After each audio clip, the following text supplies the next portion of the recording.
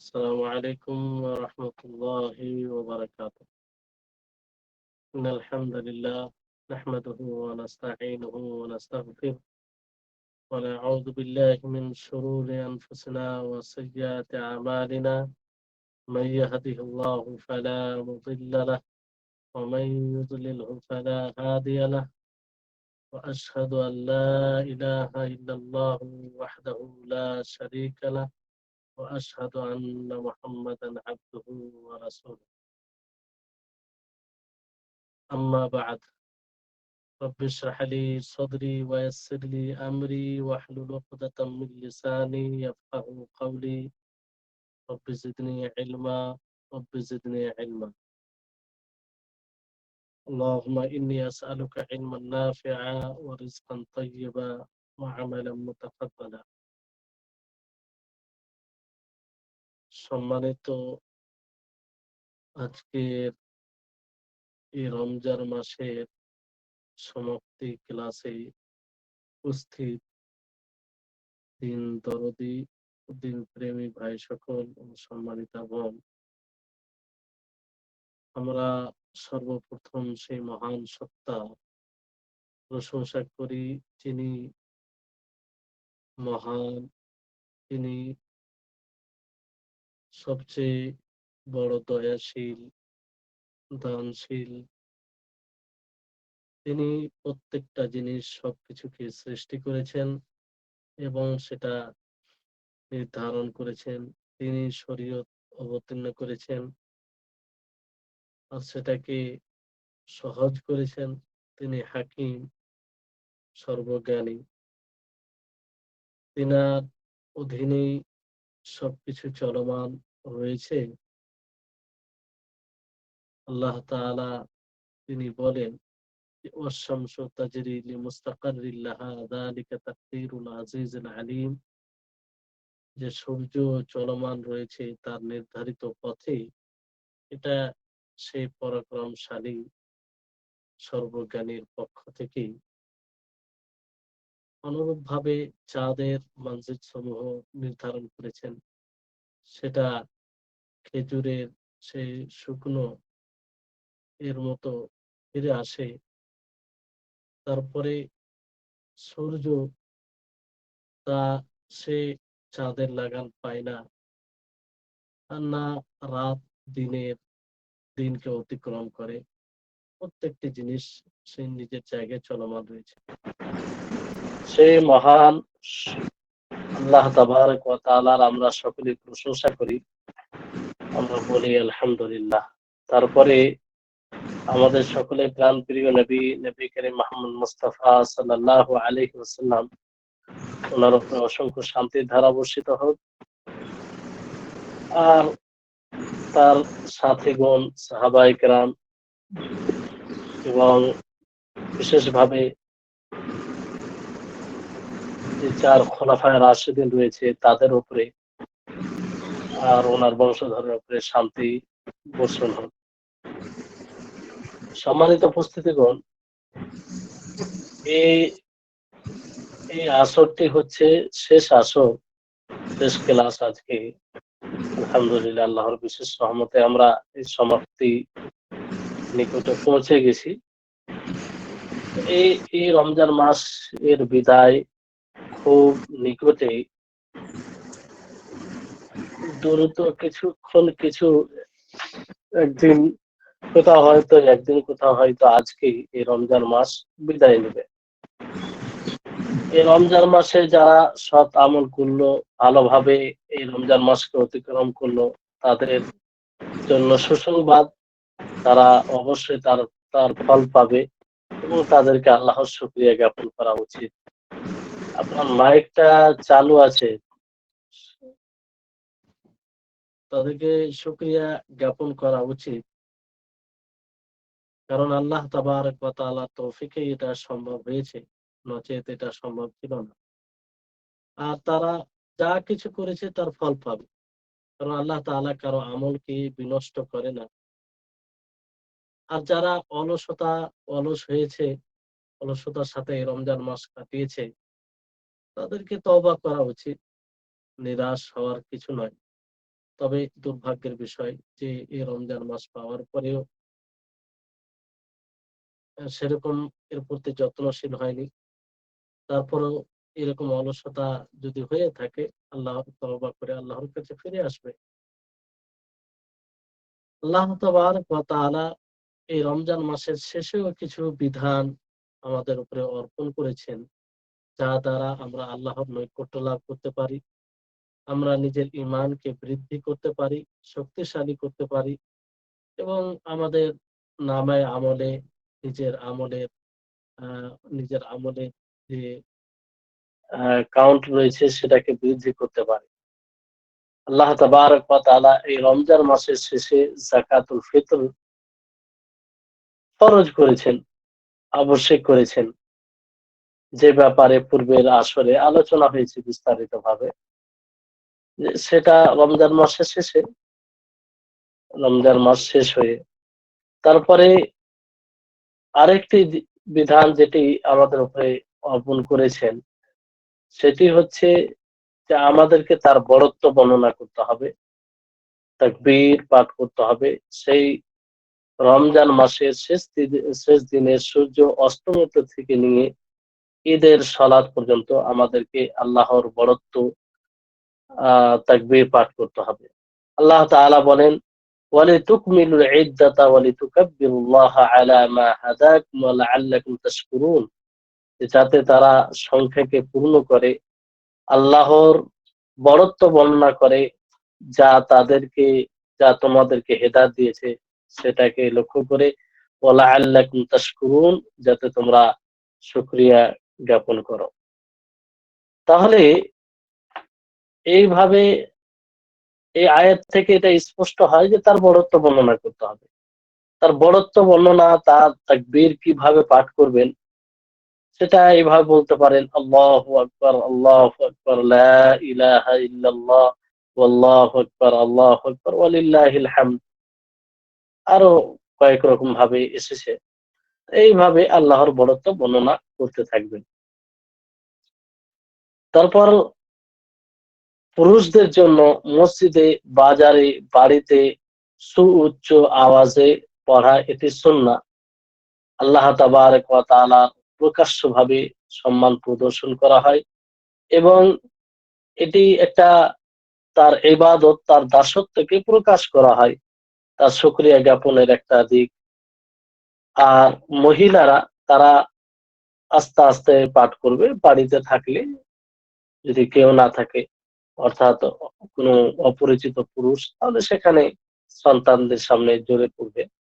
কিন্তু তাদের আওয়াজ যেহেতু পর্দা করতে হবে, এই জন্য খেয়াল রাখতে হবে। কিন্তু তাকবীর তারাও পাঠ করবে। এটা কত সুন্দর হবে যে মানুষ সেই ১ মাস সিয়াম পালন করে ঈদের দিন সেই তাকবীরের ধ্বনি তারও চারো জায়গা থেকে, সব জায়গা থেকে ভেসে আসবে। একটা কত সুন্দর দৃশ্য এটা। আর এর দ্বারা আল্লাহ তাবারক ওয়া তাআলা রহমতের আশা করবে, তার আযাব থেকে ভয় করবে। আল্লাহ সুবহানাহু ওয়া তাআলা বান্দাদের জন্য এই ঈদের সালাতকে করেছেন, শুরু করেছেন যে ঈদের দিন সালাত আদায় করতে হবে। এটা পরিপূর্ণভাবে আল্লাহ তাআলাকে স্মরণ করা হয় এর মাধ্যমে। রাসূল সাল্লাল্লাহু আলাইহি সাল্লাম তিনি হুকুম দেন উম্মতকে, সে পুরুষ হোক নারী হোক সকলকে, যে ঈদের সালাত পড়ার জন্য। আর তার হুকুমের অনুসরণ করতে হবে। যেমন আল্লাহ তাআলা বলেন, ইয়া আইয়ুহাল্লাযীনা আমানু আতিউল্লাহ ওয়া আতিউর রাসূলা ওয়া লা তুবতিলু আমালাকুম, যে হে মুমিনগণ, তোমরা আল্লাহ এবং রাসূলের অনুসরণ করো আর নিজের আমলকে বিনষ্ট করো না। অর্থাৎ রাসূলের বিরুদ্ধাচারণ করে তার তার বিপরীতে গিয়ে তোমরা নিজের আমলকে নষ্ট করো না। আর নবী করিম মুহাম্মদ সাল্লাল্লাহু আলাইহি সাল্লাম মহিলাদেরকে তাদেরকেও ঈদগাহে যাওয়ার আদেশ দিয়েছেন। কারণ যদিও তাদের জন্য বাড়িতে সালাত আদায় করা আমভাবে এটা উত্তম, কিন্তু ঈদের সালাতের ক্ষেত্রে নবী করিম মুহাম্মদ সাল্লাল্লাহু আলাইহি সাল্লাম বিশেষভাবে তাদেরকে বলেছেন যে তারাও যাবে। এটা তার তাগিদের একটা দলিল উম্মে আতিয়া রাদিয়াল্লাহু তাআলা আনহা তিনি বলেন, আমারানা রাসূলুল্লাহ সাল্লাল্লাহু আলাইহি ওয়াসাল্লাম আন নুখরিজাহুন্না ফিল ফিত্রি ওয়াল আযহা, যে রাসূল সাল্লাল্লাহু আলাইহি সাল্লাম আমাদেরকে হুকুম দিয়েছেন, আদেশ করেছেন যে আমরা তাদেরকে ঈদ উল ফিতরে ও ঈদ উল আযহাতে বের করব। সেই যুবতী মেয়ে, যুবতী মহিলা অথবা ঋতুবর্তী মহিলা অথবা পর্দানাসীর মহিলা, যেকোনো মহিলা হোক না কেন তাদেরকে ঈদগাহে নিয়ে যাবে। অ- আর ঋতুবর্তী মহিলা তারা যাবে, কিন্তু যখন সলাত আদায় করবে সেই সলাতের জায়গা থেকে তারা আলাদা, নিজেকে আলাদা করে রাখবে, তারা সলাতে অংশগ্রহণ করবে না। কিন্তু আরো যে কল্যাণমূলক জিনিস রয়েছে তাতে অংশগ্রহণ করবে, সেখানে উপস্থিত হওয়া তার এটা একটা কল্যাণ। তারপরে যে দোয়া, দোয়া বলতে স্বাভাবিক ঈদের খুতবায় যা কিছু হয় সেই দোয়ায় সে অংশগ্রহণ করলো। তিনি বলছেন যে আমি বললাম, ইয়া রাসূলুল্লাহ ইহদানা লা ইয়াকুনু লাহা জিলবাব, যে আমাদের মাঝে এমন কেউ আছে যার কোনো জিলবাব নেই, ওড়না কিংবা চাদর নেই। তো আল্লাহর নবী বললেন, লিতুল বিসহা উখতুহা মিন জিলবাবিহা, সে নিজের বোনের কি করবে, আহ নিজের চাদর পরে নেবে, মানে বোন কারো কাছ থেকে চাদর নিয়ে আহ আসবে আর কি, অথবা তার বোন তার প্রতিবেশী তাকে চাদর দিবে, তারপর সে আসবে। তাহলে বিষয়টি কত গুরুত্বপূর্ণ যে আল্লাহ নবী এইভাবে বলেছেন যে তারা যাবে, যদি চাদর না থাকে অন্য কারো কাছ থেকে নিয়ে যাবে। তো এটি একটা বিষয়। তো প্রত্যেক জায়গায় মহিলাদেরও ঈদের সালাতের ব্যবস্থা করা উচিত পুরুষের সাথে। প্রায় জায়গায় এরকম হয় যে পুরুষরা পড়ে আসছে দীর্ঘদিন, আহ শুরু থেকে, কিন্তু তাদের ব্যবস্থার কোনো গুরুত্ব দেয় না। এটা ঠিক নয়। কারণ নবী করিম মুহাম্মদ সাল্লাল্লাহু আলাইহি সাল্লামের জামানায় তারাও পড়তো, তারাও যেন এই কল্যাণে অংশগ্রহণ করতে পারে এর ব্যবস্থা আমাদেরকে করা উচিত। সুন্নাহ হচ্ছে যে ঈদের সালাতের জন্য বের হওয়ার পূর্বে খেজুর খাবে, বের হওয়ার পূর্বে খেজুর খেয়ে বের হবে। আর বেজোড় খেজুর খাবে, 3টি 5টি, এইভাবে বেজোড় খেজুর খাওয়া এটি সুন্নাহ। কারণ আনাস বিন মালিক রাদিয়াল্লাহু তাআলা আনহু তিনি বলেন যে নবী সাল্লাল্লাহু আলাইহি সাল্লাম, কানা নবী সাল্লাল্লাহু আলাইহি ওয়াসাল্লাম লা ইয়াগদু ইয়াওমাল ফিতরি হাত্তা ইয়াকুলা তামারাতিন ওয়া ইয়াকুলুহুন্না বিতরান, যে নবী সাল্লাল্লাহু আলাইহি ওয়াসাল্লাম ঈদুল ফিতরে খেজুর যতক্ষণ না খেতেন ততক্ষণ বের হতেন না। এক কথায় খেজুর খেয়ে, বেজোড় খেজুর খেয়ে তিনি বের হতেন। তাহলে এটি সুন্নাহ। আর আরেকটি সুন্নাহ হচ্ছে যে পায়ে হেঁটে যাবে, হেঁটে যাবে কোনো উযুর ছাড়া। যদি উযুর না থাকে তাহলে হেঁটে যাবে। যদি এক ব্যক্তি অক্ষম থাকে, যেতে পারবে না, খুব অসুবিধা হবে শারীরিক, তাহলে সে যাবে। কিন্তু সুন্নাহ হচ্ছে যারা সক্ষমতা রাখে তাদের জন্য যে হেঁটে যাবে। আলী বিন আবি তালিব রাদিয়াল্লাহু তাআলা আনহু থেকে বর্ণিত, তিনি বলেন, মিনাস সুন্নাহ আন ইয়াখরুজা ইলাল ঈদ মাশিয়ান, সুন্নাহ হচ্ছে যে ঈদ হেঁটে হেঁটে যাবে। পুরুষের জন্য এটি সুন্নাহ যে তারা সৌন্দর্য অবলম্বন করবে, সুন্দর পোশাক পরবে। যেমন সহিহ বুখারীতে আব্দুল্লাহ ইবনে উমর রাদিয়াল্লাহু তাআলা আনহুমা থেকে বর্ণিত, তিনি বলেন, আখাযা উমর জুব্বাতাম মিন ইস্তাবরাক আই হারির, উমর রাদিয়াল্লাহু তাআলা আনহু এক রেশমের একটি জুব্বা নিলেন, তুবাউ ফিস সুক, যেটা বাজারে বিক্রি করা হচ্ছিল। তো সেটি নবী করিম মুহাম্মদ সাল্লাল্লাহু আলাইহি ওয়াসাল্লামের নিকটে নিয়ে এলেন। তারপর বললেন, ইয়া রাসূলুল্লাহ ইবতা হাযিহি, ইয়ানি ইশতারিহা, হ্যাঁ, যে হে আল্লাহর রাসূল, আপনি এই জুব্বাটি ক্রয় করে নিন আপনি ঈদের জন্য, এবং যখন আপনার নিকটে মেহমান আসবে তখন আপনি এটি পড়বেন। তখন আল্লাহ রাসূল তাকে বললেন, ইন্নামা হাযিহি ফাতিমা খালাকা লাহা, যে এটি তাদের পোশাক, আহ আখিরাতে এরকম কোনো অংশ নেই। অর্থাৎ রেশমের পোশাক এটা হারাম। এই দুনিয়াতে পুরুষদের জন্য রেশমের পোশাক হারাম, এই জন্য আল্লাহ নবী নিলেন না। তার মানে কি, ওমর রাদিয়াল্লাহু তাআলা আনহুর যে ভাবনা চিন্তা সেটা সমর্থন করেছিলেন যে সুন্দর পোশাক, মেহমান যখন আসবে ঈদের দিন বিশেষ পোশাক পরবে, এটা তিনি সমর্থন করেছেন। কিন্তু সেটা রেশমের হওয়ার কারণে তিনি নিলেন না। তাহলে এখান থেকে বোঝা যায় যে সেদিন সৌন্দর্য অবলম্বন করতে হবে। পুরুষের জন্য জায়েজ নয় রেশমের পোশাক পরা। এইজন্য তিনি নিষেধ করেছেন। অনুরূপভাবে স্বর্ণের কিছু পরা পুরুষদের জন্য এটা হারাম। পুরুষদের জন্য হারাম। আর মহিলা তারা এ এটা করতে পারে, ব্যবহার করতে পারে। আর মহিলারাও ঈদগাহে যাবে যেখানে ঈদের সলাত, বিশেষভাবে ঈদের জন্য ঈদের সলাত আদায় করা হয়। তো সেখানে যাবে, তারাও সৌন্দর্য অবলম্বন করবে, কিন্তু বিষয়টা হচ্ছে যে না, সৌন্দর্য অবলম্বন করবে সেটা প্রকাশ করবে না। তারা স্বাভাবিকভাবে যাবে। আর কোনো সেন্ট লাগাবে না কোনো আতর, অথবা এরকম ভাবে উন্মুক্ত হয়ে বেপর্দা হয়ে তারা যাবে না। নিজেকে পর্দায় আবৃত করে তারা যাবে। কারণ তাদের সবকিছুই পর্দা, তো এটা খেয়াল রাখতে হবে। তারপর সেখানে গিয়ে সলাৎ একাগ্রতার সাথে হৃদয়কে উপস্থিত রেখে সলাৎ আদায় করতে হবে, ঈদের সলাৎ। আর আল্লাহ তাবারক ওয়া তাআলার বেশি বেশি জিকির করতে হবে, দোয়া করতে হবে, তার রহমতের আশা করতে হবে, তার আযাবকে ভয় করতে হবে। আর আহ, মসজিদে যদি সালাত হয় তাহলে সেখানে গিয়ে তাহিয়াতুল মসজিদ হিসেবে 2 রাকাত পড়বে যদি মসজিদে হয় কোনো কারণে। আর এমনি যদি ময়দানে হয়, যেটা আসল সুন্নাহ, তাহলে সেখানে কোনো প্রকারের সালাত নেই ঈদের সালাত ছাড়া।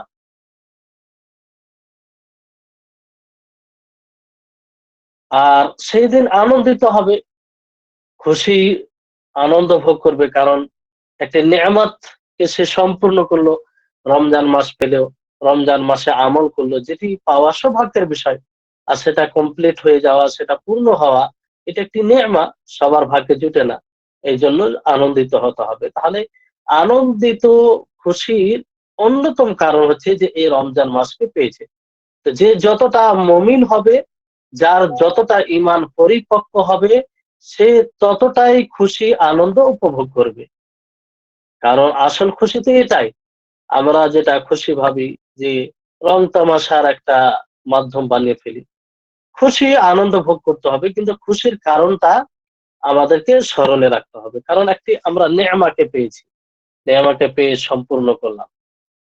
এই জন্য আল্লাহ তাবারক ওয়া তাআলার রহমত, আল্লাহ তাবারক ওয়া তাআলার অবদানকে স্মরণ করে আমাদেরকে খুশি আনন্দিত হতে হবে। আল্লাহ তাআলা বলেন, কুল বিফাদলিল্লাহি ওয়া বিরহমাতিহি ফাবিযালিকা ফালইফরাহু ওয়া খায়রুম মিম্মা ইয়াজমাউন। যে হে নবী, আপনি বলুন যে আল্লাহর অনুগ্রহে এবং তার দয়াতে এতে তারা যেন খুশি হয়, আনন্দ ভোগ করে, আর তারা যা জমা করেছে তার চেয়ে উত্তম। তাহলে এই রমজান মাসের সিয়াম যে পালন করেছে, রোজা রেখেছে, কিয়াম করেছে, কিয়ামুল লাইল, তারাবি, তাহাজ্জুদ, এগুলো আদায় করেছে ঈমানের সাথে, সওয়াবের আশায়, যেটা মাগফিরাতের কারণ এবং গুনাহ থেকে মুক্ত হওয়ার কারণ। তাহলে মুমিন এর দ্বারা এটাকে পূর্ণ করেছে, ফলে খুশি হবে, আনন্দিত হবে। আর সে নিজেকে গুনাহ থেকে মুক্ত করেছে, এরকম দৃঢ় আশা থাকবে। কারণ সে একটি মাস সুযোগ পেয়েছিল, বারবার বিনয়ের সাথে ক্ষমা চেয়েছে আল্লাহর কাছে, অবশ্যই আল্লাহ তাআলা ক্ষমা করবেন। তারপর দুর্বলতা ছিল ইমানের মধ্যে, সেটা দূর হয়েছে, ইমানে বৃদ্ধি পেয়েছে, এগুলো খুশি থাকবে আসলে। সম্মানিত উপস্থিতিগণ, তো বিষয়টি হচ্ছে যে এই রমজান মাস শেষ হচ্ছে, এই রমজান মাস শেষ হওয়ার মানে এটা নয় যে রমজান মাসে যারা ইবাদত করেছে তাদের ইবাদত শেষ হয়ে যাচ্ছে। ইবাদত তো সেই মহান আল্লাহ তাবারক ওয়া তাআলার মৃত্যু পর্যন্ত করে যেতে হবে, শুধু রমজান মাসে সীমিত নয়। রমজান মাস তো একটা আমাদের জন্য সুবর্ণ সুযোগ, একটা নিজেকে তৈরি করার, নিজের তারবিয়ত করার, তাকওয়া বৃদ্ধি করার এবং নিজেকে শরীয়তের ধাঁচে নিয়ে আসার। এটা একটা সুযোগ ছিল, অনুশীলন করলাম না, আমরা প্র্যাকটিস করলাম, ট্রেনিং দিলাম। তো এটা এক মতে এই রমজানের এটা একটা আমাদের জন্য সুযোগ ছিল। বাকি কেউ যদি মনে করে যে না, আমি রমজান মাসে খুব ইবাদত করলাম, সিয়াম পালন করলাম, রোজা রাখলাম, কিয়াম করলাম, রাত্রি জাগরণ করলাম, আর আমার ইবাদতের প্রয়োজন নেই, তাহলে তার রমজানের যে আল্লাহ তাবারক ওয়া তাআলা যে উদ্দেশ্যে এই রমজান মাসে সিয়াম ফরজ করেছেন সেটা বিলুপ্ত হয়ে যাচ্ছে। আল্লাহ তাবারক ওয়া তাআলা নবী করিম মুহাম্মদ সাল্লাল্লাহু আলাইহি সাল্লামকে সম্বোধন করে বলেন যে ওয়া'বুদ রাব্বাকা হাত্তা ইয়াতিয়াকাল ইয়াকিন, যে হে নবী, আপনি আপনার রবের মৃত্যু আসা পর্যন্ত ইবাদত করতে থাকুন। তাহলে দেখুন যে এই আয়াতে আল্লাহ তাবারক ওয়া তাআলা আহ কোন মাসের সাথে সীমিত করেননি, কোন সপ্তাহের সাথে, কোন দিনের সাথে, বাৎসরিক কোন বিশেষ দিনের সাথে, কিছুই না। বরং তিনি বলছেন, আল্লাহ তাআলা বলছেন যে আপনি আপনার মৃত্যু পর্যন্ত আল্লাহর ইবাদত করতে থাকুন। তাহলে সকলের জন্য এটা আদেশ। তো রমজান মাসে যে কারণে আমরা ইবাদত করেছিলাম, যে এই রমজান মাসের রব আমাদেরকে আদেশ করেছেন, অনুরূপভাবে শাওয়াল মাসের রব, জিলকাদা মাসের রব, জিলহিজ্জা মাসের রব, সমস্ত মাসের রব তিনিও সব সময় যেমন রমজান মাসের ইবাদত করার হুকুম দিয়েছেন, অনুরূপভাবে বাকি 11টি মাসও ইবাদত করার হুকুম দিয়েছেন। বরং তিনি তো আমাদেরকে ইবাদতের জন্যই সৃষ্টি করেছেন। তাহলে রমজান মাসে শুধু ইবাদত করে আহ ইবাদত থেকে দূরে সরে যাওয়া, এটা একদম ঈমান বিরোধী কাজ। আল্লাহ তাবারক ওয়া তাআলা বলেন, ইয়া আইয়ুহাল্লাযীনা আমানু তাকুল্লাহা হাক্কা তুকাতিহি ওয়া লা তামুতুন্না ইল্লা ওয়া আনতুম মুসলিমুন, যে হে মুমিনগণ, তোমরা আল্লাহকে ভয় করো যেমন ভাবে ভয় করা উচিত, আর তোমরা মুসলিম হয়ে মৃত্যুবরণ করবে, মুসলিম হওয়ার পূর্বে মৃত্যুবরণ করবে না। অর্থাৎ সবসময় মুসলিম হয়ে জীবন যাপন করবে, কারণ কখন মৃত্যু আসবে এটা তো বলা যায় না। এই জন্য সবসময় মানুষকে সংযত করে রাখতে হবে। নবী সাল্লাল্লাহু আলাইহি সাল্লাম বলেন, ইদা মাতাল আবদু ইনকাতা আমালুহু, যে মানুষ যখন মারা যায়, কোন আল্লাহর বান্দা মারা যায়, তখন তার আমলের যে একটা সিলসিলা রয়েছে সেটা বন্ধ হয়ে যায়, সেটা বন্ধ হয়ে যায়। আহ মৃত্যু এলে সেটা বন্ধ হয়ে যায়।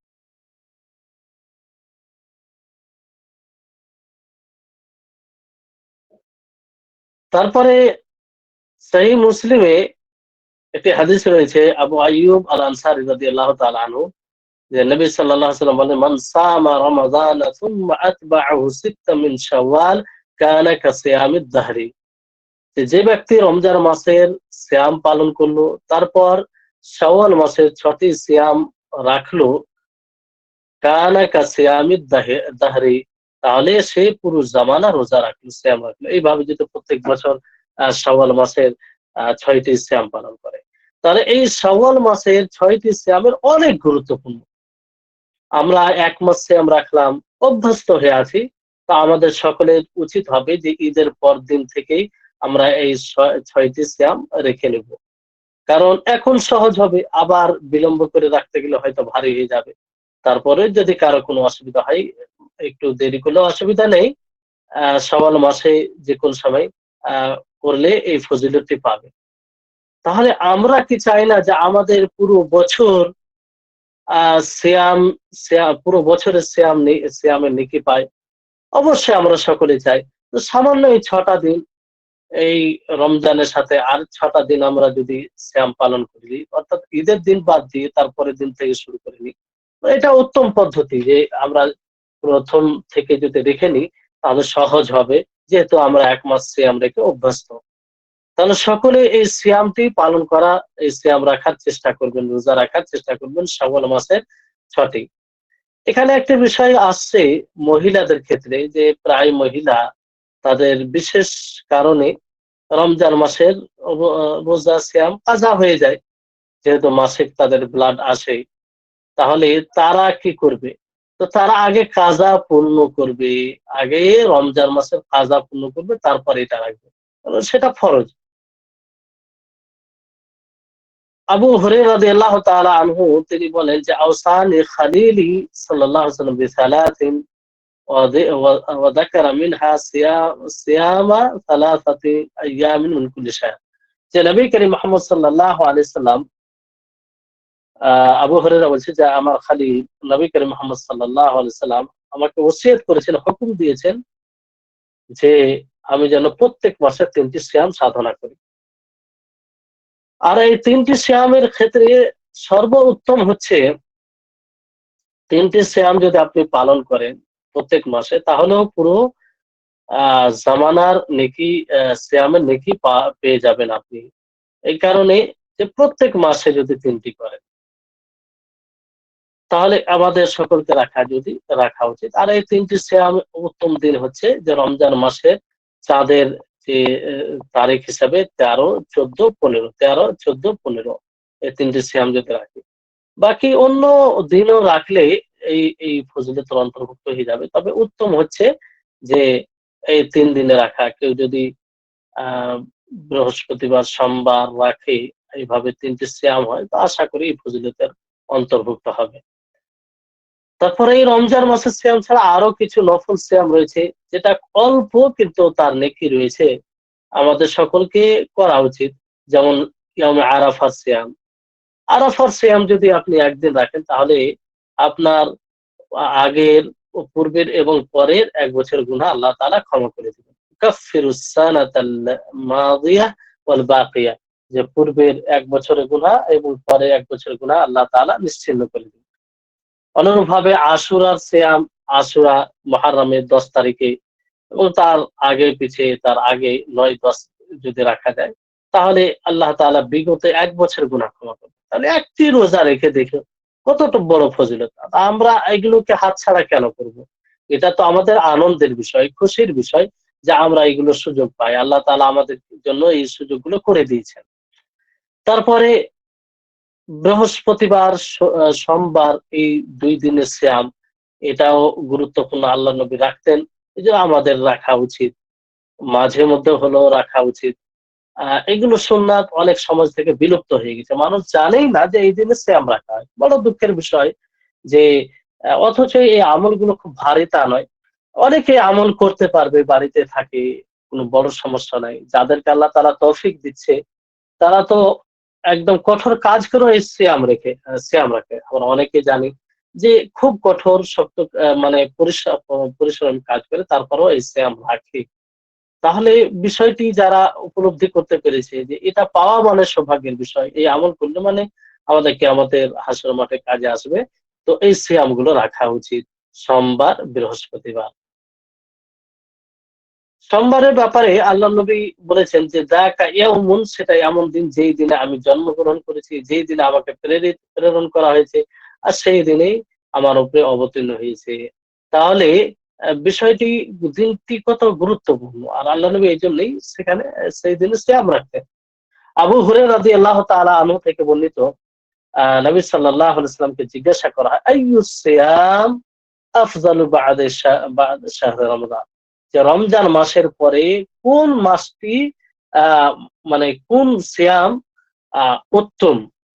তো আল্লাহ নবী বলেন যে আফজালু সিয়াম বা'দা শাহরি রমাদান সিয়ামু শাহরিল্লাহি আল মুহাররম, যে সবচেয়ে উত্তম সিয়াম হচ্ছে রমজান মাসের পরে মুহররম মাসের সিয়াম, অর্থাৎ আশুরার সিয়াম। সহিহ বুখারী, সহিহ মুসলিম, আয়েশা রাদিয়াল্লাহু তাআলা আনহা থেকে বর্ণিত, তিনি বলেন যে মা রাআইতু নবী সাল্লাল্লাহু আলাইহি ওয়াসাল্লাম ইসতাকমালা শাহরান কাত্তু ইল্লা শাহরা রমাদান, যে আমি পূর্ণ মাস সিয়াম রাখতে দেখেছি একমাত্র রমজান মাস। ওয়া মা রাআইতু ফি শাহরিন আকতারা সিয়ামান মিনহু ফি শাবান, আল্লাহর নবী রমজান মাসের পরে সবচেয়ে বেশি যে মাসে সিয়াম রাখতেন সেটা হচ্ছে শাবান মাস। তাহলে শাবান মাসে, রমজান মাস ছাড়া শাবান মাসে অধিকভাবে সিয়াম রাখা উচিত, যেটা পূর্বে শুনেছেন অনেক। তারপরে নবী করিম মুহাম্মদ সাল্লাল্লাহু আলাইহি ওয়াসাল্লাম মানে আশায় থাকতেন যে সোমবার, বৃহস্পতিবার সিয়াম রাখবেন। তিনি বলেন যে কানান নবী সাল্লাল্লাহু আলাইহি ওয়াসাল্লাম ইয়াতাহাররা সিয়ামান ইসনাইন ওয়াল খামিস, নবী সাল্লাল্লাহু আলাইহি ওয়াসাল্লাম বৃহস্পতিবার এবং সোমবারের সিয়ামকে সন্ধান করতেন। তাহলে এই হচ্ছে কারণ, এই সোমবার ইয়াউমুল ইসনাইন সোমবার মানুষের আমলকে পেশ করা সোমবার এবং বৃহস্পতিবার। তো আল্লাহ নবী কি বলছেন, ফাউহিব্বু আন ইউরাদা আমালি ওয়া আনা সাইম, আমি পছন্দ করি যে আমার আমল সিয়ামরত অবস্থায় আল্লাহর কাছে পেশ করা হোক। তাহলে এই চাহিদা, এই আকাঙ্ক্ষা, এই আশা আমাদের সকলের হওয়া উচিত। রমজান মাস শেষ হতে চলেছে, আর এর কেয়াম যে রমজান মাসে আমরা কেয়াম করলাম, এর কেয়াম শেষ হয়েছে তা নয়, এটা পুরো বছরই থাকে। তবে রমজান মাসে এর গুরুত্ব বেশি, বিশেষভাবে ফজিলতের হাদিস পেয়েছে। নবী করিম মুহাম্মদ সাল্লাল্লাহু আলাইহি সাল্লাম কিয়াম সবসময় করতেন, তিনি অধিকভাবে ইবাদত করতেন। এমনকি মুগীরা বিন শুবা তিনি বলেন যে নবী সাল্লাল্লাহু আলাইহি সাল্লাম এত লম্বা কিয়াম করতেন, এত লম্বা সালাত আদায় করতেন যে তিনার পা ফুলে যেত, তিনার পা কোন রিওয়ায়েতে এসে ফেটে যেত। তো উনাকে বলা হলো যে আপনি এত ইবাদত কেন করেন? আপনার আগের পূর্বের সমস্ত গুনাহ তো আল্লাহ তাআলা ক্ষমা করে দিয়েছেন। এত কষ্ট করেন যে আপনার পা ফুলে যাচ্ছে, পা ফেটে যাচ্ছে। তো তিনি উত্তর দেন, আফালা আকুনু আবদান শাকুরা, যে আমি কি আল্লাহর কৃতজ্ঞ বান্দা হব না, তার শুকরিয়া জ্ঞাপন করব না? অনুরূপভাবে আব্দুল্লাহ ইবনে সালাম রাদিয়াল্লাহু তাআলা আনহু তিনি তিনা থেকে বর্ণিত, নবী সাল্লাল্লাহু আলাইহি ওয়াসাল্লাম বলেন, আইয়ুহান নাস আফশুস সালাম ওয়া আত'ইমুত তাআম ওয়াসিলুল আরহাম ওয়া সাল্লু বিল লাইলি ওয়ান নাসু নিয়াম তাদখুলুল জান্নাতা বিসালাম। যে হে মানব জাতি, তোমরা সালামকে প্রচার প্রসার করো, খাবার খাওয়াও এবং আত্মীয়তা বজায় রাখো, আত্মীয়তার সাথে সুসম্পর্ক রাখো, রাত্রে সালাত আদায় করো, কিয়ামুল লাইল করো, মানুষ যখন ঘুমিয়ে থাকে, তাদখুলুল জান্নাতা বিসালাম, এগুলো আমল করলে তুমি শান্তি ভাবে জান্নাতে প্রবেশ করবে। তাহলে এই আমলের কতটা গুরুত্ব যে রাত্রে কিয়াম করা, তা আমরা রমজান মাসে করলাম, অনুরূপ ভাবে আমরা যেন রমজান মাসে পরেও আমরা করতে পারি। মাঝে মধ্যে রাত্রে উঠে যখন মানুষ ঘুমন্ত অবস্থায় থাকে, আমার আপনার আমল কেউ দেখে না, মানুষ সকলে ঘুমিয়ে থাকে, সেই সময় আমরা কিয়াম করে আল্লাহ তাআলাকে ডাকবো, আল্লাহ তাআলার নিকটে আমরা দোয়া করব। তো এটা আমাদের এই আমলটা যেন অব্যাহত থাকে, প্রতিদিন না হলেও মাঝে মধ্যে আমাদেরকে এটা করা উচিত। এই জন্য হাদিসের মধ্যে বলা হয়েছে যে ফরজের পরে সবচেয়ে উত্তম নামাজ হচ্ছে এই তাহাজ্জুদের সালাত। এই তাহাজ্জুদের সালাত, এই তাহাজ্জুদের ব্যাপারে অনেকেই ধারণা রাখে, বড় মানে আশ্চর্য, অবাক, মানে শুনে এগুলো দুঃখ হয় যে মানুষের মধ্যে জেহালাত কতটা আছে। অনেক অধিকাংশ মহিলাদেরকে ভিতরে বেশি আমার কাছে যেমন প্রশ্ন আছে অনেক ভাবে যে তাহাজ্জুদের সালাত পড়তে গেলে প্রতিদিন নিয়মিত পড়তে হবে, আর যদি না পড়ে তাহলে আহ মানে ঠিক হবে না। তো এই যে ধারণা, এই কারণে অনেক মহিলা তাহাজ্জুদের সালাত অনেক ইচ্ছা হয়, কোন সময় সে কোনদিন শরীর ভালো থাকলে সে ইচ্ছা করে, তারপরেও পড়ে না। তো না জানার কারণে, জ্ঞান না থাকার কারণে এত বড় একটা সওয়াব থেকে বঞ্চিত হচ্ছে। কোনো বিষয় না, আপনি যেদিন পারবেন সেদিন পড়বেন, প্রতিদিন পড়তে পারলে তো এটা ভালো বিষয়। এটা আপনার জন্য ওয়াজিব নয়, আবশ্যিক নয় যে আপনাকে প্রতিদিন পড়তে হবে, না পড়লে গুনাহগার হবে। ভালো, এটা তো উত্তম। একজন মুমিন যদি পারে এটা খুব ভালো। তো যদি প্রতিদিন না পারেন, আপনার যখন ইচ্ছা হয়েছে, রাত্রে ঘুম ভেঙেছে, সে সময় উঠে উযু করে আপনি যত রাকাত পারলেন, ২ রাকাত, ৪ রাকাত, ৬ রাকাত, ৮ রাকাত পর্যন্ত, ৯ রাকাত ভিতর সহ ১১ রাকাত পড়লেন। তো এটা অব্যাহত রাখতে হবে, পড়তে হবে। এটা নয় আপনি যেদিন ইচ্ছা, যেদিন আপনাকে ভালো লাগলো সেদিন আপনি আদায় করলেন। এমনটা নয় যে পড়তে গেলে প্রত্যেকদিন পড়তে হবে, মাঝে মধ্যে পড়ে কোনো লাভ হবে না, এরকম বিষয় নয়। তারপরে ভিতরের সালাত এগুলো পড়তে হবে। রাত্রের সালাত ২ রাকাত করে পড়তে হবে। সহিহ বুখারী, সহিহ মুসলিমে এই হাদিস রয়েছে যে আল্লাহ তাবারক ওয়া তাআলা রাত্রের শেষাংশে নিচে আসমানে অবতরণ করেন। ইয়ানজুলু রাব্বুনা তাবারাক ওয়া তাআলা কুল্লা লাইলাতিন ইলাস সামাঈ দুনিয়া হিনা ইয়াবকা সুলুসুল লাইল আল আখির। যে আল্লাহ তাবারক ওয়া তাআলা আমাদের প্রতিপালক এই পার্থিব আসমানে অবতরণ করেন যখন রাত্রের তৃতীয়াংশ অবশিষ্ট থাকে। আর আল্লাহ তাআলা বলেন, মাইয়াদউনি ফাআস্তাজিবু লাকুম, আছে আমার কোন বান্দা যে আমার কাছে দোয়া করবে, আমাকে ডাক দিবে, আমি তার ডাকে সাড়া দেব, আমি তার দোয়াকে কবুল করব। মাই ইয়াসআলুনি ফাউতিহি, আছে আমার কোন বান্দা যে আমার কাছে চাইবে, আমার কাছে সমস্যা তুলে ধরবে, আমার কাছে ক্ষমা আমার কাছে যা চাইবে আমি তাকে দেব। মাই ইয়াস্তাগফিরুনি ফাআগফির লা, যে আছে আমার কোন বান্দা যে আমার কাছে ইস্তেগফার করবে, গুনাহ থেকে ক্ষমা চাইবে, আমি তাকে ক্ষমা করব। কত দুর্ভাগ্যের বিষয় যে আল্লাহ তাবারক ওয়া তাআলা এইভাবে ডাক দেই বলে, আর আমরা সেদিকে কোনো গুরুত্ব দিই না। মাঝে মধ্যে আমরা সেই আল্লাহর ডাকে সাড়া দিই না, নিজের সমস্যা সেই সময় আল্লাহর নিকটে তুলে ধরি না। এটা বড় পরিতাপের বিষয়। এখানে আল্লাহর সাথে সুসম্পর্ক রাখতে হবে, এগুলো আমল করি। আপনি এগুলো যখন আমল করবেন, তখন এটা আপনি পরিচয় দিচ্ছেন যে আপনি বাস্তবে আপনার জীবনের প্রত্যেকটি গুরুত্বপূর্ণ বিষয়ে সে আল্লাহর সাথে সম্পর্ক রাখছেন। আপনি যদি রাত্রে উঠে তাহাজ্জুদের সালাত পড়েন, দোয়া করেন, তো অবশ্যই আপনার জীবনে যেগুলো জটিল বিষয় আছে, যেগুলো গুরুত্বপূর্ণ বিষয় আছে, সেগুলো আপনি আল্লাহর কাছে উপস্থাপন করেন। আল্লাহকে বলেন যে, আল্লাহ, এই কাজটি করতে যাচ্ছি, যদি আমার জন্য কল্যাণকর হয় তাহলে যেন আমি করতে পারি, আমার জন্য সহজ হয়ে যায়। আর যদি অকল্যাণ হয়, তুমি এটাকে আহ মানে কোনোভাবে যেন এখান থেকে আমি সরে যাই। তাহলে এইভাবে আপনি কি অনেক মানুষ, বড় দুঃখের বিষয় যে মানুষ বড় বড় জীবনের ফয়সলা করে, আল্লাহর সাথে কোনো সম্পর্ক থাকে না। এই বিবাহের ব্যাপার, বোনদের ক্ষেত্রে দেখা যায় অনেক অধিকাংশ বোন বেদিন, এত বেদিন হয়ে থাকে যে এত বড় একটা আহ জীবনের একটা বড় সিদ্ধান্ত কিংবা একটা এমন কাজ, যে বিবাহ করা অন্যের বাড়িতে, অন্যকে স্বামী হিসাবে, যে তার যার যে তার কোনো পরিচিত নয়, তাকে স্বামী হিসাবে গ্রহণ করা হয়। অথচ সে আল্লাহকে একবার বলে না যে, আল্লাহ, আমার জন্য যদি সে উত্তম হয় তাহলে তার সাথে যেন সহজভাবে বিবাহটা হয়ে যায়। এইভাবে যে আল্লাহর সাথে একটা সম্পর্ক রাখবে, যে কোনো কাজে, যে কোনো বিষয়ে, এই বিষয়ে এর ঘাটতি আছে আমাদের মাঝে। মা ও খালাদের, বোনদের মাঝেও এটা খুব ঘাটতি রয়েছে। কারণ এমন একটা বিষয় এটা যে সেখানে পরিবেশ কেমন হবে, তার দিন, সে সঠিক মতো দিনের উপরে আমল করতে পারবে কি পারবে না, তার ওই ব্যাপারে কতটা সহযোগী হবে, এইগুলো বিষয় রয়েছে। তো সর্বোপরি আল্লাহর কাছে, আল্লাহর সাথে যদি সুসম্পর্ক রাখে, তাহলে এগুলো বিষয় আল্লাহ তাআলা সহজ করে দিবেন।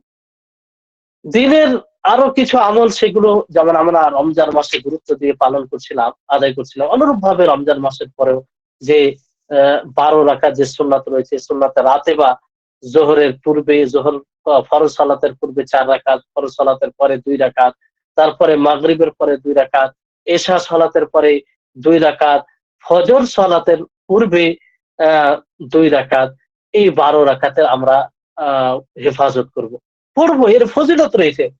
নবী করিম মুহাম্মদ সাল্লাল্লাহু আলাইহি ওয়াসাল্লাম বলেন, মা মিন আবদিন মুসলিমিন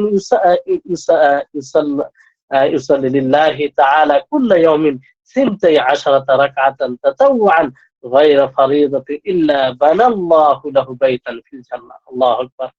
যে কোনো বান্দা যদি সে প্রত্যেকদিন এই 12 রাকাত নফল সুন্নতে রাতে বাকে পড়ে, ফরজ ছাড়া যেতে, তাহলে আল্লাহ তাআলা তার জন্য জান্নাতে ঘর নির্মাণ করেন। তাহলে এই হচ্ছে বিষয়।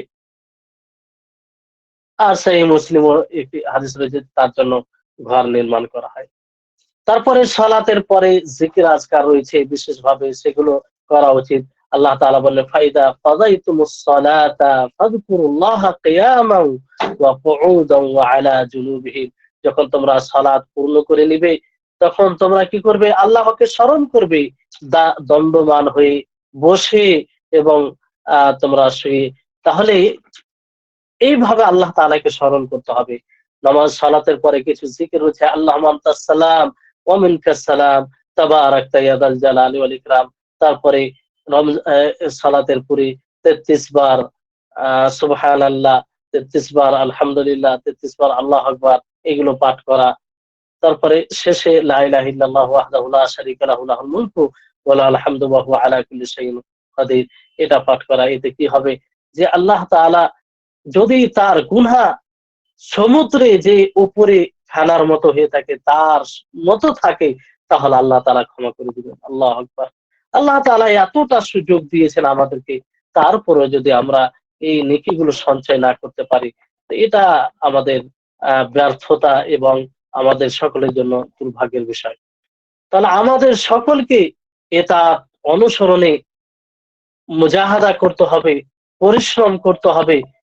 আর ভুল থেকে, মন্দ থেকে আমাদের সকলকে বিরত থাকতে হবে। যাতে আমরা হায়াতে তাইয়্যিবা ইহকালেও ভালোভাবে জীবনযাপন করি এবং আখিরাতে যেটা জান্নাতি জীবন, সেই জীবনটা আমরা পেতে সক্ষম হই। আল্লাহ তাআলা বলেন, মান আমিলা সালিহাম মিন যাকারিন আও উনসা ওয়া হুয়া মুমিন ফালানুহয়িয়ান্নাহু হায়াতান তাইয়্যিবা ওয়ালানাজজিআন্নাহুম আজরাহুম বিআহসানি মা কানু ইয়ামালুন। যে ব্যক্তি সৎ কর্ম করলো পুরুষ এবং নারীদের মধ্যে মুমিন ঈমানরত অবস্থায়, তাকে আল্লাহ তাআলা হায়াতে তয়্যিবা দান করবেন এবং তাকে তাদেরকে পুরস্কৃত করবেন। তারা যা আমল করেছে তার চেয়ে উত্তম। আল্লাহু আকবার। আমরা হয়তো যে আশায় আমল করি, যে প্রতিদানের আশায় আমল করি, হ্যাঁ, তার চেয়ে দ্বিগুণ আল্লাহ তাআলা আমাদেরকে দান করবেন। তো এইভাবে আমাদেরকে অনড় থাকতে হবে, সৎকর্ম করতে থাকতে হবে। সম্মানিত উপস্থিতিগণ, এইজন্য দেখবেন যে আল্লাহ তাবারক ওয়া তাআলা যেখানে ঈমানের কথা বলেছেন, সেখানে সৎকর্মের কথা বলেছেন। ঈমান শুধু ঈমানের কথা বলেননি, বরং সৎকর্ম। তো ঈমানের সাথে সাথে সৎকর্ম আমাদেরকে করেই যেতে হবে। এতেই আমাদের সফলতা রয়েছে। আল্লাহ যেন আমাদের সকলকে সালেহীনদের অন্তর্ভুক্ত করেন। আর সমস্ত প্রশংসা, সর্বপ্রকারের হামদ আল্লাহ তাবারক ওয়া তাআলার জন্য, যে আল্লাহর বিশেষ রহমতে আমরা এই রমজান মাসের যে ৩০ টি আসর শেখ ইবনে উসাইমিন রাহিমাহুল্লাহর এই বইটি শেষ করতে পারলাম একমাত্র তারই রহমতে, তারই তৌফিকে। আর এটা একটা আহ আমরা ধন্য হতে পেরেছি যে নিয়মিত ভাবে প্রতিনিয়ত প্রত্যেক দিন আমরা রমজান মাসের একটি করে ক্লাস করতে পারলাম। এটা আল্লাহ তাবারক ওয়া তাআলার তৌফিকে, এবং এই জন্য আমরা সকলে তার জন্য প্রশংসা করব যে আলহামদুলিল্লাহ, সবকিছু আহ সর্বপ্রকার হামদ এবং প্রশংসার উপযুক্ত তিনি। আর আমরা সকলেই দোয়া করব যে এই রমজান মাসে যা ইবাদত করলাম, এমনকি এই বইটি যে পড়লাম, প্রতিনিয়ত আমরা ১ ঘন্টা সময় ব্যয় করলাম, ৪৫ মিনিট যে সময়টা ব্যয় করলাম, এটি যেন আল্লাহ তাআলা আমাদের সকলের এই সিয়ামরত অবস্থায় ইবাদত হিসেবে গ্রহণ করেন। আর এটি যেন আমাদের জন্য জাহান্নাম থেকে মুক্তির একটি অন্যতম মাধ্যম হয়। আমরা সকলেই দোয়া করব। আর বিশেষ করে এই কাজে যারা সহযোগী হয়েছে, আপনারা আশা করি সকলে বইটি পেয়েছেন। অবশ্যই এই বইটি যারা ব্যবস্থা করেছেন, যারা দিয়েছেন, তাদের জন্য দোয়া করবেন। তারা যেন এর উত্তম যাজা পান, অবশ্যই তারা নেকি পাবেন। আহ আমরা সকলে তাদের জন্য শুকরিয়া জ্ঞাপন করি এবং দোয়া করি। আল্লাহ যেন আহ, তাদের যারা এই এতে কল্যাণ কাজে কর্মে অংশগ্রহণ করেছে, তাদের সকলকেই এর উত্তম যাজা দান করেন, উত্তম প্রতিদান দান করেন এবং এটাকে ইবাদত হিসেবে গ্রহণ করেন। আর এর শেষ বৈঠকে আমরা আরো দোয়া করব যে আমরা এই রমজান মাসে যা কিছু ইবাদত করলাম, সিয়াম পালন করলাম, কিয়াম করলাম এবং বিভিন্ন ধরনের যা ইবাদত করলাম, আল্লাহ তাআলা যেন আমাদের সকলের ইবাদতকে কবুল করেন। আর আমরা এখন থেকেই আল্লাহর কাছে আবারও দোয়া করি যেন আমাদের সামনে রমজান আবার আমাদের সৌভাগ্যে জুটে, আবার যেন আমরা সেই মতো আরো এর চেয়ে ভালোভাবে ইবাদত করতে পারি। আল্লাহ তাআলার শুকরিয়া আদায় করছি যে তিনি আমাদেরকে সুস্থ শরীর দিয়েছেন। পুরো একটি রমজান মাস সুস্থভাবে আমরা সিয়াম পালন করলাম। তিনি যদি আমাদেরকে সুস্থতা না দিতেন, তাহলে এটা সহজ ছিল না, এটা কঠিন ছিল, আমরা পারতাম না। এজন্য তার রহমতেই এগুলো আমরা সবকিছু করতে সক্ষম হলাম। আল্লাহ তাআলা আমাদের সকলের ইবাদতকে কবুল করুন। এখান থেকেই আজকের ক্লাস শেষ হচ্ছে এবং আমাদের এই কোর্স যেটি ছিল রমজান মাসের ৩০ টি আসর, এটি সমাপ্ত হচ্ছে। আল্লাহ তাআলা যেন আমাদের সকলের পরিশ্রমকে কবুল করে। শেষে একটি বিষয় বলবো যে, যে এই 30 দিনের প্রত্যেকটি আসরে অংশগ্রহণ করেছে, প্রত্যেকটি একটাও অনুপস্থিত হয়নি, তার জন্য বিশেষভাবে আমার পক্ষ থেকে পুরস্কার থাকবে। তারা কে, কে আছে নাম নথিভুক্ত করবেন। ইনশাআল্লাহ তাদের নিকটে পুরস্কার পৌঁছে দেওয়া হবে। কে, কে আছে যে একটা ক্লাস থেকেও অনুপস্থিত হয়নি। মানে উপস্থিত থেকেছে আরকি। আর আর যে ব্যক্তি শুনেছে অনলাইনে তারও জন্য একটা কিছু থাকবে, তবে এখন বলছি না। কিন্তু যে উপস্থিত থেকে যে ক্লাসে তাদের নাম নথিভুক্ত করবেন। একটাও ক্লাস থেকে অনুপস্থিত হয়নি। ইনশাআল্লাহ তাদের জন্য পুরস্কার থাকবে। এবার কারো কোনো প্রশ্ন থাকলে বলবেন।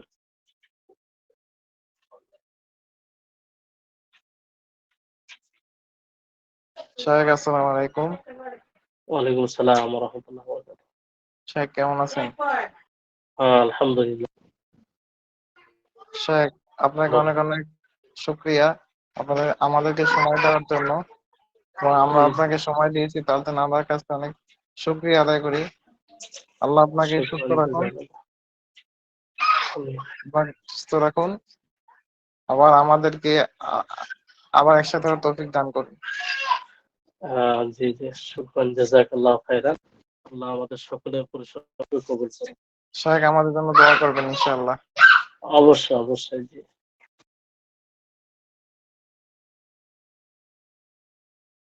কারো কোনো প্রশ্ন?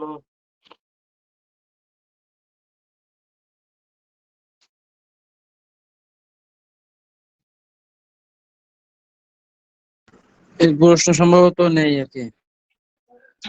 তো ঠিক আছে, আমরা এখান থেকে আজকে শেষ করছি। আল্লাহ সকলকে ভালো রাখুন। আর আমাদের যেভাবে একটি উত্তম উদ্দেশ্যে একত্রিত হওয়া, আল্লাহ যেন আমাদেরকে জান্নাতেও একত্রিত করেন। আর সর্বোপরি যেন এরকম উত্তম ভাবে আমরা একত্রিত হই। আবার যেন কোনো এরকম উত্তম কাজের আমরা তৌফিক পাই যাতে একত্রিত হতে পারি। তো আমরা সকলে দোয়াটি পাঠ করব। সুবহানাকা আল্লাহুম্মা ওয়া বিহামদিকা আশহাদু আল্লা ইলাহা ইল্লা আনতা আস্তাগফিরুকা